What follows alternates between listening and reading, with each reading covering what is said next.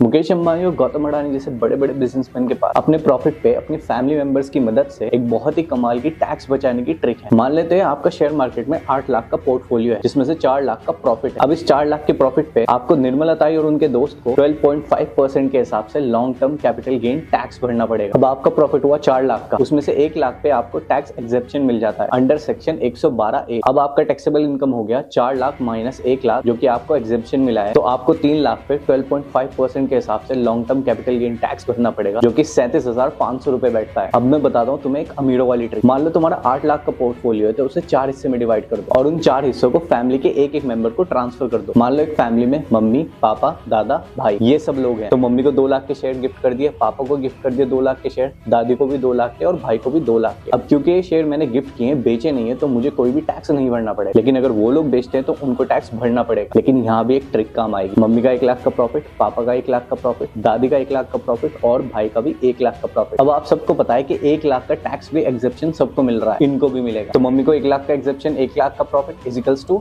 0, पापा को 1 लाख का एक्सेप्शन 1 लाख का प्रॉफिट इजिकल्स टू टैक्स 0। ऐसे ही दादी का भी 0 और भाई का भी 0। अब अपने चारों घर वालों को 500 रुपए दो और वो सारे पैसे ले लो। तो इस तरीके से तुमने अपने 4 लाख के शेयर मार्केट के प्रॉफिट पे 0 टैक्स भरा। बाकी ऐसी कमाल की वीडियोस के लिए सब्सक्राइब कर लेना।